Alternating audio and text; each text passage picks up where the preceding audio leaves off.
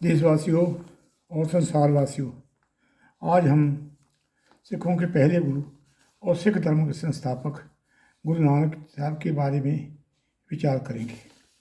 गुरु नानक देखा जाए, इस संसार में जब कोई पुरुष आता है उसके तीन आधार होते हैं। एक आधार धार्मिक, सामाजिक और राजनीतिक। जिसके तीनों आधार मजबूत होते हैं वह महापुरुषों में गिना जाता है। गुरु नानक का जन्म सन कार्तिक पूर्णिमा सन 1469 में राय भोए की तलवंडी, माता तृप्ता, पिता मेहता कालू के यहाँ हुआ। राय भोए की तलवंडी को आजकल ननकाना साहब कहते हैं। यहाँ के जो शासक थे उसका नाम राय बुलार था। वो बहुत अच्छे आदमी थे और जब गुरु नानक पैदा हुए तो वह उनको देखने आया था। माता तृप्ता की यह पहली संतान नहीं थी। इससे पहले भी उनकी एक पुत्री थी जो कि दादा नानी के यहाँ पैदा हुई थी। नाना को बड़ी प्यारी लगी, नानी को बड़ी प्यारी लगी, उसका नाम नानकी रख दिया। जब नानकी 3 साल की हुई, नानकी का जन्म 1464 में हुआ था और ये नानक से 5 साल बड़ी थी। जब नानकी 3 साल की हुई तो वह परमपिता परमात्मा के आगे प्रार्थना किया करती थी कि हे परमपिता परमात्मा, मुझे एक वीर दीजिए। वीर का मतलब होता है पंजाबी में भाई, भैया। जैसे हम प्यार से भैया कहते हैं, पंजाब में भाई को वीर कहते हैं। तो नानक जो है, जब नानक पैदा हुए उसको उठा के नानकी की गोदी में रख दिया गया। नानकी बड़ी खुशी हुई। सब ने कहा नानकी का प्यारा वीर नानक। बिना किसी अनुष्ठान के इनका नाम नानक रख दिया गया। नानक का जो संस्कृत के विद्यार्थी हैं वो नानक का संधि विच्छेद करते हैं, ना धन अनेक, जिसका मतलब है कि नानक में अनेकता नहीं है, वे एकता है। वे एक को देखते हैं, एक ही बात करते हैं, एक के बारे में सोचते हैं। अगर सब दुनिया एक को मानने लग जाए तो ये जो धर्म के झगड़े हैं वो ख़त्म हो सकते हैं। नानक जब बड़े होते हैं वो खेल को भी धर्म बना लेते हैं। वह बच्चों अपने बराबर के बच्चों के साथ बड़े एकाग्र मन और समाज से सतनाम का उपदेश देते हैं और वो सब समाधि लीन हो जाते हैं। ऐसा कई बार करते हैं तो जो इनके पिता है उनको थोड़ी चिंता हुई। पिता इनको भैंसें चराने के लिए भेजने लगे। एक दिन क्या हुआ कि ये भैंसें अपना जो राय बुलार है वो घोड़े पे कहीं जा रहे हैं तो देखते हैं कि रास्ते के साइड में एक बच्चे के ऊपर सर्प जो है फन फैलाकर खड़ा हुआ है। इन्होंने सोचा कि शायद बच्चे को डस न लिया हो, तो वो घोड़े से उतर के जब उतर गए, सर्प तो चला गया। तो देखा, जब ध्यान से देखा कि ये तो मेहता पटवारी जो है, ये क्योंकि इनके पिताजी पटवारी लगे हुए थे वहाँ, ये मेहता पटवारी का लड़का नानक है। बड़े हैरान हुए और देखा कि जो छाया है ना वो ढल गई थी, इस वजह से सर्प जो है वो छाया कर रहा था। तो उन्होंने सोचा कि ये कोई वली पीर है और उन्होंने उनको सजदा किया, वहाँ से चले गए। एक दिन फिर क्या हुआ कि एक किसान रोता हुआ आया कि बोला कि जो पटवारी का लड़का नानक है उसने मेरी फसल उजाड़ दी है। तो जो राय बुलार था बोला कि अगर नानक ने तुम्हारी फसल उजाड़ी है तो हम जो है तुम्हारी फसल का पूरा मुआवजा देंगे। अपने नौकरों के साथ भेजा और कहा कि जाओ पता लगाओ कितना नुकसान हुआ है। जब वो वापस आए तो किसान का मुंह लटका हुआ था। तो नौकर ने कहा कि कोई नुकसान नहीं हुआ। और फिर जो राय बुलार है वो फिर हंसा और उसने मन ही मन नानक को सजदा किया। 1475 में जब नानक 6 साल के हुए तो गोपाल जो पांता है उसके पास नानक को पढ़ने भेजा। नानक जो है जो भी पढ़ाता है वो जल्दी से सीख जाता है। एक दिन पट्टी लिखने को कहा। नानक पट्टी लिख रहा था, बड़ी लंबी पट्टी। तो उसने देखा, पूछा कि क्या लिख रहे हो? तो पट्टी में लिखा हुआ था, सस्से सोए श्रेष्ठ जिन साजी, सबना साहेब एक भया, सेवित रह चित जिनका लागा, आया तिनका सबल भया, मन काहे भूले मूड मना, जब लेखा देव है बीरा तो पढ़िया। तो काफ़ी लंबा था शब्द, ग्रंथ साहब में है पट्टी लिखी। तो बड़ा हैरान हुआ। उसके बारे में और वार्तालाप की तो उन्होंने फिर इनको अध्यात्म का उपदेश दिया। तो वो पट्टी लेके मेहता पटवारी के पास चला गया। बोला कि इसको हम पढ़ा नहीं सकते, ये आध्यात्मिक पढ़ाई पहले जानता है। उसके बाद में 1478 में इसको पंडित ब्रजलाल के पास संस्कृत पढ़ने भेजा। वहाँ भी उसने उपदेश दिया। उसने भी हाथ खड़े कर दिए कि मैं नहीं पढ़ा सकता। फिर उन्होंने राय बिलास जो शासक है उससे सलाह की अपने इनके पिताजी ने, और कि क्या किया जाए।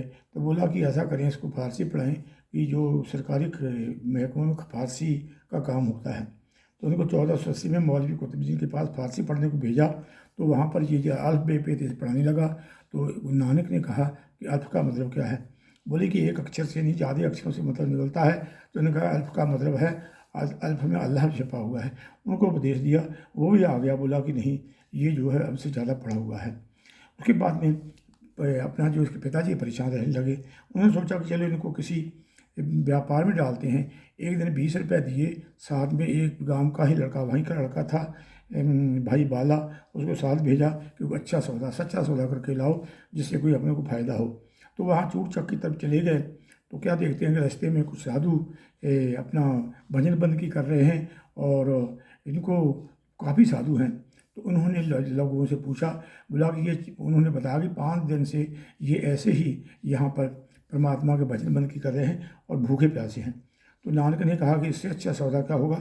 20 रुपये उस ज़माने में बहुत होते थे, शायद 20 रुपये का 20 तोले सोना आता हो। तो नानक ने उनके लिए सामान खरीदा, खाने को, उनको खाना खिला दिया। और जब वो खाना खा के तृप्त हुए, उन्होंने पूछा आपका क्या नाम है। बोले नानक। तो बोले जो आपने हमें लंगर सिखाया है, ये आपकी कृपा रहे, लंगर आप परमात्मा कृपा लंगर चलता रहे। और और फिर ये जब आ गए तो जो जो साथ में गया था भाई बाला, वो ये पीछे बैठ गए। भाई बाला उसने आगे बताया कि ये ऐसे इसने साधुओं को खिला दिया है। तो पिताजी गुस्से में हुए, बहन नानकी भागी। पिताजी नानके एक दो चांटी मारती है इसके, तो बहन नानकी ने इसको रोक लिया। और जब यह खबर जो शासक है अपना यहाँ का नवाब, उसके पास पहुँची, तो नवाब ने कहा कि इसके बाद में नानक जितना भी नुकसान कर दे तो इनको कुछ नहीं कहना। हाँ जी, राय बिलास ने ऐसा कहा। और उसके बाद में बहन नानकी की कुछ दिनों बाद शादी हो गई। वो अपना चली गई, सुल्तानपुर लोधी चली गई। और उनके जो घरवाला था उसका नाम उसका उसका नाम जयराम था, और वहाँ अच्छी अच्छी पोस्ट पे लगा हुआ था। और इसके बाद में एक दिन ये सो रहे थे, तो क्या हुआ कि बाहर कोई लड़का गा रहा है। तो ये बड़ी अच्छी रुबाब बजा रहा है। जिसके पास गए, उसके पूछा क्या नाम है आपका, ये क्या गा रहे हो। बोला मेरा नाम मर जाना है, और मैं लोगों के जो अमीर आदमियों के सामने गाता हूँ तो वो मुझे अच्छे पैसे देते हैं। नानक ने कहा आज से आप मेरे लिए गाएंगी, परमात्मा के लिए हम मैं गाऊँ, मैं जो वाणी पढ़ूँगा आप इसको बजाएंगे, हम परमात्मा को स्तुति करेंगे। तो बोला कि कैसे चलेगा खाना बना। बोला कि परमात्मा सब कुछ देगा। और बोला कि तुम्हारा नाम क्या है। बोला कि मर जाना।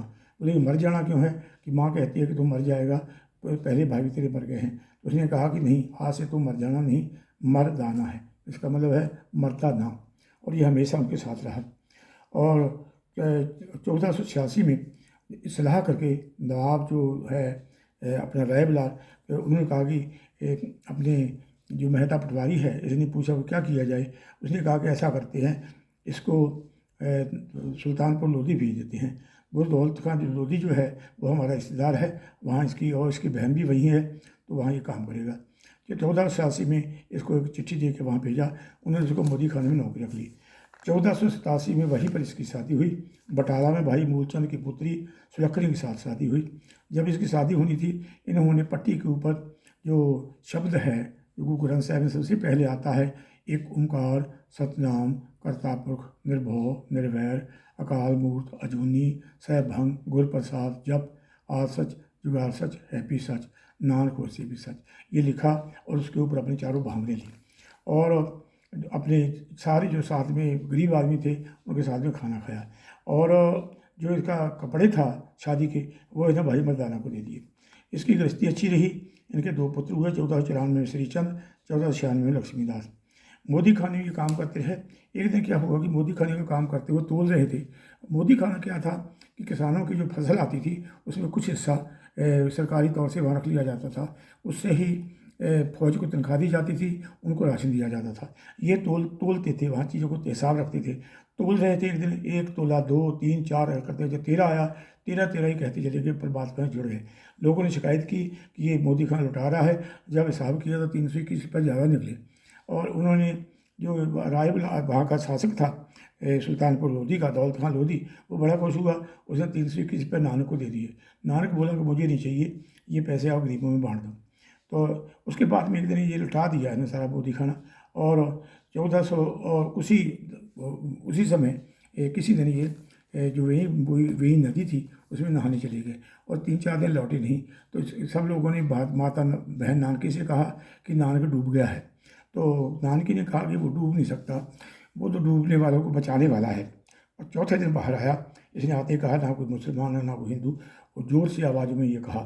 तो जो वहाँ का नवाब इससे बड़ा प्यार करता था, और नवाब जो है सुल्तानपुर लोधी का, दौलत खान लोधी, लेकिन वहाँ का जो काजी था वो बड़ा नफरत करता था।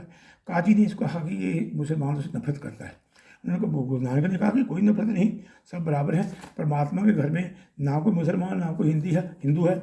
वहाँ तो जिसके अच्छे काम हो गए उसी का छुटकारा होगा। तो उन्होंने कहा कि आप हमारे साथ नमाज़ पढ़ सकते हो, अगर नहीं नमाज़ करते बोला पढ़ सकते हैं। ये मस्जिद में गए, नमाज का टाइम था, और भी नमाजी थे और वो नमाज़ पढ़ते रहे। गुरु नानक ने नमाज नहीं पढ़ी।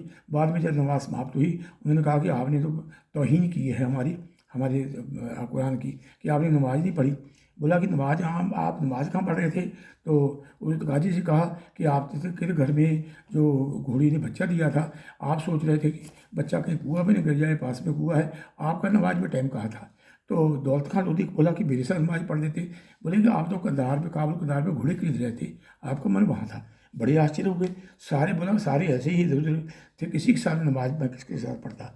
उसके बाद में इन्होंने क्या किया कि भाई मर्दाना से कहा, भाई जो अपनी इनकी बहन है नानकी, उससे पैसे दिए और फिरंगा से कहा कि जाओ अपना लेके आओ जो बजाते हैं। हाँ जी।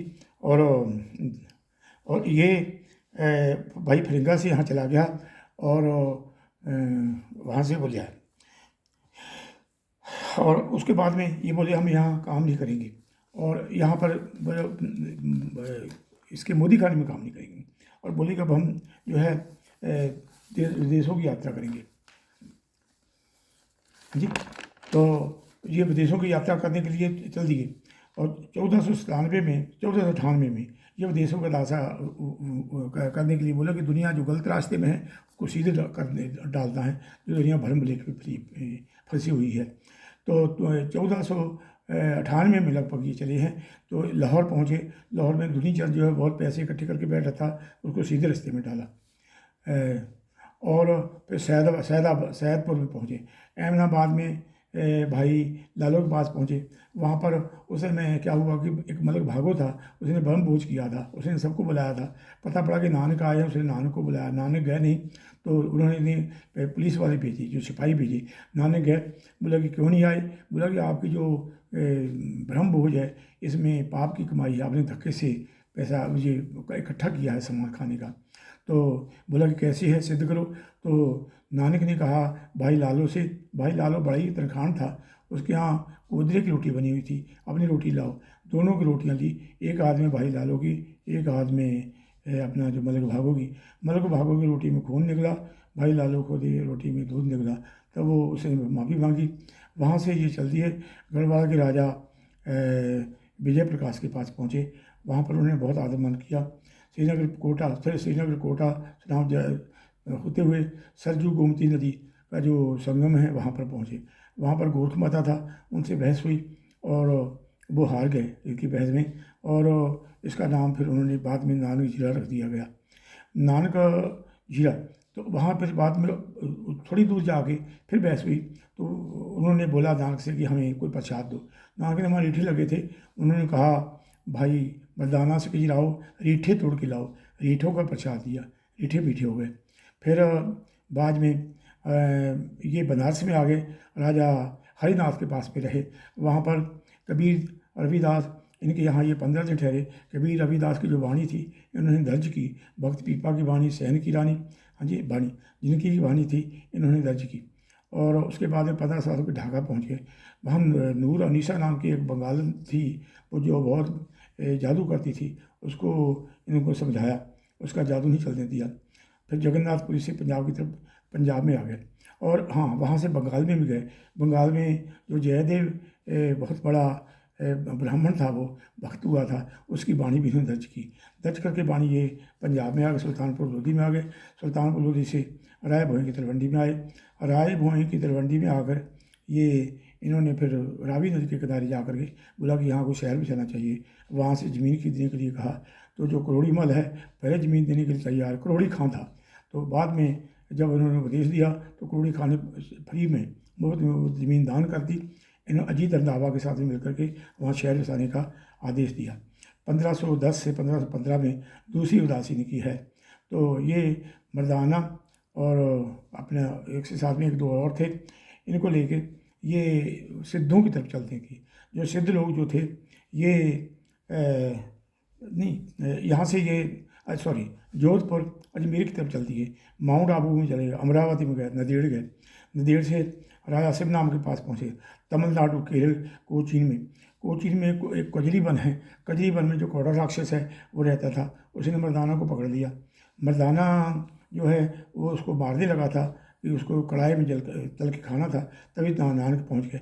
नानक ने उसको उपदेश दिया। उसने अपना जो मांस खाना जो आदमी को खाता था वो उसने कान खा लगाइए, इसके बाद में मैं किसी आदमी को नहीं खाऊंगा। फिर मैसूर में कर्नाटक में हो गए, उसके नामदेव के गांव में, नरसी गांव में नामदेव वहाँ गए और नामदेव की पहुँच के उसकी जो वाणी थी वो दर्ज की। उसके बाद त्रिलोचन के गांव में गए बारसी, वहाँ पर वाणी दर्ज की। जयपुर में देवला छावनी में गए, वहाँ पर भगत धन्ना की वाणी इन्होंने दर्ज की। और आगरा, फिर आगरा, दिल्ली, सोनीपत होते हुए करनाल, कुरुक्षेत्र आए। कुरुक्षेत्र में ग्रहण लगा हुआ था। ग्रहण में लोग कुछ पकाते नहीं थे, इन्होंने कुछ पकाया और लोगों को उपदेश दिया। वहाँ से होते हुए ये सुल्तानपुर होते हुए सुल्तानपुर लोधी आगे, फिर ये अपने माता से मिलने चले गए। उसके बाद में कुछ समय ये ठहरे, हाँ जी, और 1516 में ये फिर चल दिए। उस समय इनको उनको जोगियों और जो अपने प्रसिद्ध लोग थे मठ बनाए हुए, उनके पास गए। जोगियों के पास ये पहुँचे, 1900 फीट ऊपर सुमेर पर्वत में गए। क्यों? उन्होंने योगियों को कहा कि आप घर बार छोड़कर एक तरह भगोड़े हो गए हो, आप जो लोगों को आपकी हेल्प करने मदद करना चाहिए, और उनको उपदेश दिया। वहाँ से वे नेपाल, लेह और गिलगित हुए और अस्कर भी चले गए, श्रीनगर गए, सियालकोट गए। सियालकोट में पीर हमजा जो गौस था वो लोगों को बड़ा परेशान कर रहा था, चालीसा काट रहा था, उसको उपदेश दिया। और उसके बाद में ये वापस अपना सुल्तानपुर लोधी आ गए, क्योंकि इनको पता लगा कि बहन नानकी जो है उनका वक्त थोड़ा रह गया है। बहन नानकी ने दिसंबर में 1518 दिसंबर में बहन नानकी स्वर्गवास हो गए। उस समय नानक पास में थे। तीसरे दिन इनका जो जीजा था जयराम, वो स्वर्गवास हो गया। इन दोनों का इन्होंने अंतिम संस्कार किया। अंतिम संस्कार करके ये अपने गांव चले गए, राय भोई की तलवंडी। राय भोई की तलवंडी को आजकल ननकाना साहब कहते हैं। और फिर क्या हुआ? हाँ, एक चीज़ हम बताना भूल गए हैं कि जो मर्दाना को उन्होंने भेजा था फिरंगी के पास में, वो रबाब लेके आया था। रबाब जो है हमेशा ही अपने साथ में बजाते थे। 1522 तक ये फिर इन्होंने हाथ में कासा ले लिया और मुसलमानों जैसे कपड़े पहने। मुसलमानों जैसे कपड़े पहन के ये मक्का मदीना को चले। मक्का मदीना को सिंध से होते हुए हिंगराज लाजा जहाज़ से अदन पहुँची, अदन से मक्का। और रास्ते में लोगों ने कहा कि आप तो हिंदू हैं, आपका जो हज है मंजूर नहीं होगा। तो गुरु नानक देव जी ने फरमाया कि जो खुदा है वो मेहर, मोहब्बत, खिदमत, खैरात करनी चाहिए। वो हुज्जत नफस से जो अल्लाह है वो खुश नहीं होता। और वहाँ पर जब गए तो जब जानबूझ के या वैसे ही इनके पैर जो काबा की तरफ हो गए, तो वहाँ जो प्रबंधक था वो बड़ा गुस्से में आया, बोला कि आपने इधर को पैर किए हैं। नानक ने कहा इधर क्या है? तो बोले इधर अल्लाह का घर, खुदा का घर है। तो बोले कि मुझे तो पता नहीं था, ऐसा कीजिए आप मेरे पैर उधर को कर दीजिए जिधर खुदा नहीं है। तो बड़ा सा असमंजस में पड़ गया कि ये क्या बात कह दी। तो फिर उसको समझाया, उपदेश दिया कि खुदा आप एक जगह बंद करके न रखो, कि खुदा किसी मंदिर में, मस्जिद में या किसी गुरुद्वारे में ऐसी जगह है। कोई खुदा हर एक जगह है। खुदा का कोई ये आपके जो घर बनाए हुए हैं इसमें खुदा नहीं है। और सुबह जब उठाया सगली सवेर में मखदूम था रुकमन, उसके साथ में बहुत ज़्यादा बहस हुई। वहाँ से होते हुए ये मदीना, मसद, करबला, बगदाद होते हुए पीर दस्तगीर के पास पहुँचे। वहाँ पर बहुत बहस हुई। बगदाद से हुई, समरकंद तक, बल्ख हसन होते हुए अफजल हसन पहुँचे। अफजल हसन में अपना जो है अफ़गानिस्तान में है, वहाँ पर कोई एक पीर रहता था, वो जो बड़ा घमंडी था। मर्दाना को प्यास लगी, वो पानी पीने गए, उसने पानी नहीं दिया। दूसरी बार गए, बोले कि तुम्हारे पीर में जोड़ दो, वही ले लो। तो गुरु नानक देव जी ने मर्दाना से कहा ये पत्थर हटाओ। पत्थर हटाया तो पानी का चश्मा फूटा, उसका पानी खत्म हो गया। उसने गुस्से में आगे बहुत बड़ा अपनी जो उसके पास करामात थी, बड़ा भला पत्थर लटकाया। पत्थर नीचे को आ रहा था, मर्दाना ने कहा अब नहीं बचती। नानक ने हाथ लगाया, पत्थर वहाँ रुक गया। उसका नाम आजकल पंजा साहिब है। और वहाँ से पाकपटन पहुँचे। पाकपटन में जो शेख ब्रह्म जो था 12वें नंबर पे था, बाबा फरीद की जगह पे, उनके वहाँ से उन्होंने बाणी जो है बाणी दर्ज की। बाणी दर्ज करके 1522 को ये करतारपुर आ गए। करतारपुर में आगे इन्होंने लोगों से कहा कि यहाँ पर घर बसाने लगे। वहाँ पर इन्होंने एक धर्मशाला बनाई। सुबह शाम वहाँ पर कीर्तन होता था, दिन में खेती करते थे। सब लोगों को इकट्ठा अपना खाना पड़ता था। 1532 में एक सिख आया, भाई लहना। वो बहुत ज़्यादा वो श्रद्धालु था। वो पहले माताओं के पास जाता था, फिर इनके पास आ गया और उसकी बड़ी परीक्षा लेते रहे गुरु नानक देव जी। 1534 में भाई मर्दाना का स्वर्गवास हो गया। भाई लहना जो है 7 साल रहा और 7 साल में उन्होंने कहीं घर नहीं जाता था। वो हमेशा इनकी खिदमत में रहता था। उनको एक तरह से ब्रह्मज्ञानी बना दिया नानक ने। और नानक ने भाई लहना से जो अपनी सारी लाए थे अपनी गुरबाणी और जो भक्तों की बाणी, जैसे फरीद, रविदास, इनकी सारी बाणी जो लाए थे और भक्त पीपा वगैरह की, ये सारी बाणी उन्होंने एक कॉपी के ऊपर दर्ज की। हाँ जी। और वो जो है पोथी, उसको पोथी कहा गया, पोथी को दर्ज अपनी बाणी दर्ज की। और 1539 2 सितंबर की बात है, इन्होंने पहले लोगों को बुलाया, जितने में सिख लोग थे, वहाँ के स्थानीय लोग थे, बुलाने बहुत संगत इकट्ठी हो गई। और भाई बुड्ढा जो उनका बड़ा भक्त था, उससे कहा कि जाओ सिंदूर ले आओ। वो सिंदूर लाया, 5 पैसे नारियल मंगाए, 5 पैसे नारियल लेकर सिंदूर इसको तिलक लगाया भाई लहना को। गुरु नानक देव जी ने परिक्रमा की। परिक्रमा करने के बाद उसके पैरों पे मत्था टेक दिया और उसको अंग में लगा दिया। इसका नाम अंगद देव रखा। और सारे सिखों से कहा कि आज से आपके गुरु अंगद देव होंगे। भाई लहना का नाम उन्होंने जो अंग लगाया था, अंगद देव रखा। 2 सितंबर 1539 की बात है। और जो पोथी थी वो उसको दे दी। बोला कि इसके जो बानी दर्ज, अपनी बानी दर्ज करना और आगे जो बानी आपको अच्छी लगे इसमें दर्ज करना। हाँ जी। और फिर 22 सितंबर 1539 को गुरु नानक देव जी इस दुनिया से चले गए, स्वर्गवास हो गए। ये संक्षेप में गुरु नानक देव जी का वर्णन किया है। अगर संक्षेप में कहा है, इसमें काफ़ी मेरी गलतियाँ हुई होंगी, गलतियाँ मुझे माफ़ करना। आप सबको देशवासियों को मेरा प्रणाम है। आगे से दूसरे गुरुओं की बानी भी हम आप बना के आपको वीडियो बना के देंगे। और सबको मेरा प्रणाम। अस्सलाम वालेकुम। वाहिगुरू जी का खालसा, वाहिगुरू जी की फतेह।